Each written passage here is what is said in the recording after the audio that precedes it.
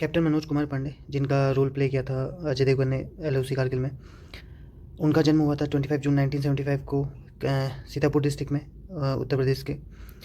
और उन्होंने 11 गोरखा राइफल को एज ए लेफ्टिनेंट ज्वाइन किया था 7 जून 1997 को। और उनकी जो पहली पोस्टिंग थी वो सियाचिन ग्लेशियर में थी।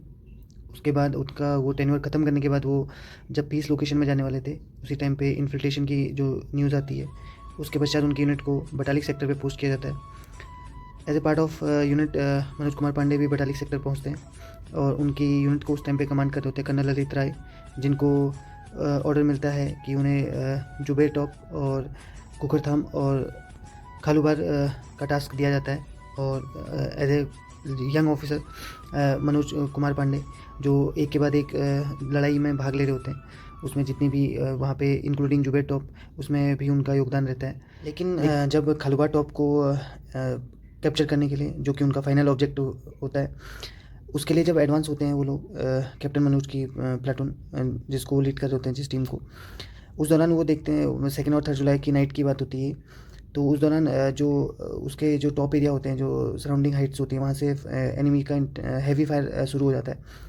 तो कैप्टन मनोज को टास्क दिया जाता है कि वो जो उस फायर को ख़त्म करें, मतलब उनका उसका जवाब दें। तो कैप्टन मनोज अपने प्लाटून को एक उस असुरक्षित स्थिति से में होते हुए भी एक संगठित करते हैं और उनको एक ऐसी स्थिति में लाते हैं जहाँ पे वो एक प्लान बनाते हैं कि, और अपने जो प्लाटून को वो 2 भाग में डिवाइड करते हैं, जहाँ पे एक सेक्शन को राइट साइड में भेजते हैं और दूसरे सेक्शन को खुद लीड करते हुए लेफ्ट साइड से जाते हैं।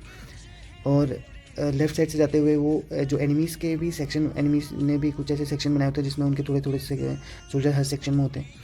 तो वो जो लेफ्टिनेंट मनोज उस टाइम फर्स्ट सेक्शन को क्लियर करते हुए, जहाँ पे 2 एनिमीज़ होते हैं उनको मारते हुए वो सेकंड सेक्शन में पहुँचते हैं। वहाँ पे भी वो सारे उन एनिमीज़ को मार देते हैं, सेकंड सेक्शन के उनके।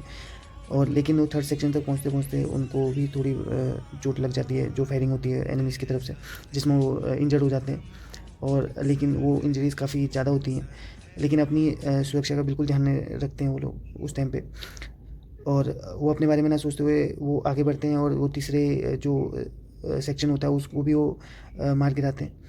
अपनी इस साहस को दिखाते हुए उन्होंने अपने देश के लिए सुप्रीम सेक्रीफाइस देते हैं। और इस दौरान एक मीडियम जो मशीन गन होती है वो भी बस्ट हो जाती है उनके माथे पे, फोरहेड पे। तो ये सब करते हुए उन्होंने एनिमीज़ को तो मार गिराया ही गिराया, लेकिन वो भी अपने देश के लिए सुप्रीम सेक्रीफाइस दिया, जिसके कारण जो उनकी बटालियन थी और जो भारतीय सेना थी वो खालूबा टॉप पे को कैप्चर कर पाई। अपने इस सुप्रीम सेक्रीफाइस के लिए उन्हें मरणोपरांत परमवीर चक्र से सम्मानित किया गया।